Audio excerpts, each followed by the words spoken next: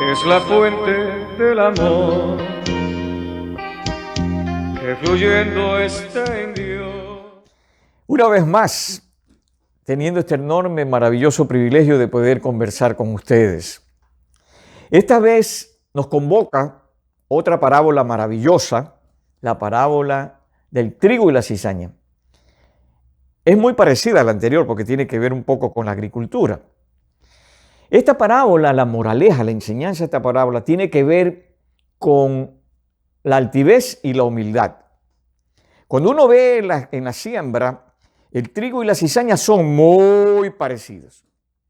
Y si uno no sabe de agricultura, uno puede ir en tiempo de la cosecha, puede ir antes de que llegue la cosecha, puede ir y cortar el trigo porque se parece mucho a la cizaña.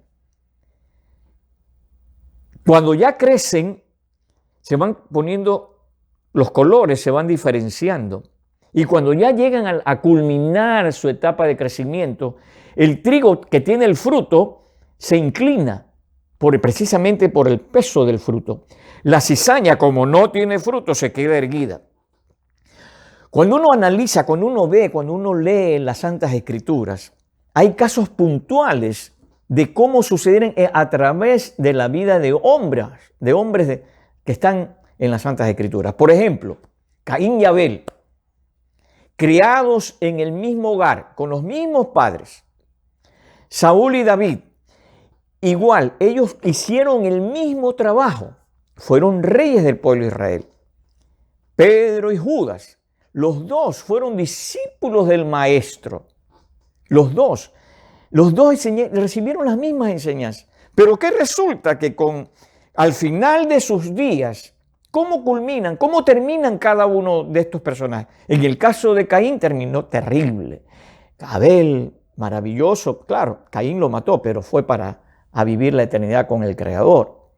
En el caso de Saúl y de David, Saúl terminó terrible, terminó muy mal, horrible su forma de llegar a su final. En el caso de David, en paz, porque el uno, una vez más, el uno altivo y el otro humilde.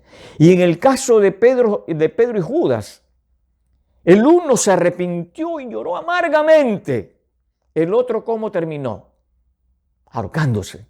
Una forma horrible su fin. Cuando uno sigue leyendo las Escrituras, hay casos en las Escrituras en que personas que parecían candidatos a ser cizaña se convirtieron en trigo. Y personas que parecían candidatos para ser trigo se convirtieron en cizaña. Para explicarlo mejor, la tierra, el fruto, no tiene el poder, la capacidad de cambiar de cizaña a fruto. La tierra no tiene el poder de decir, no, yo no quiero ser de esta capacidad, yo quiero ser más capacidad. Pero el ser humano sí tiene esa posibilidad. El ser humano tiene un poder que el Señor le otorgó, un maravilloso poder, el poder de la decisión, el libre albedrío. Y ahí se ven las historias del caso de Esaú y de Jacob. Esaú y Jacob, en el caso de estos dos personajes, Esaú pintaba para ser el trigo. Jacobo, que su nombre significa suplantador, pintaba para ser cizaña. Pero ¿qué resulta? Que al final de sus días, Jacobo se arrepiente de todo lo que él hacía de malo y recibe la gracia divina. En el caso de la parábola del hijo pródigo, el joven que pidió la herencia se fue a malgastarla, la despilfarró, era candidato para ser cizaña. El hermano que se quedó era candidato para ser trigo. ¿Y cuál fue el final de la historia? Este jovencito se arrepintió, pidió perdón y se convirtió en fruto. Este otro, el hermano, no pidió. La altivez de él no le permitió pedir perdón. Espiritualmente hablando, nosotros estamos en esas condiciones. Si usted siente en su interior que usted está actuando como cizaña, está todavía a tiempo para arrepentirse y convertirse en fruto. en buen fruto. Normalmente a veces hay personas que se consideran buen fruto y son altivos y no se dan cuenta que están cayendo en un gravísimo error, que con el tiempo se pueden convertir en cizaña. Así que, hermanos, amigos, por favor, meditemos profundamente en estos detalles, porque como dije al comienzo, el Señor aborrece la altivez, pero ama al humilde.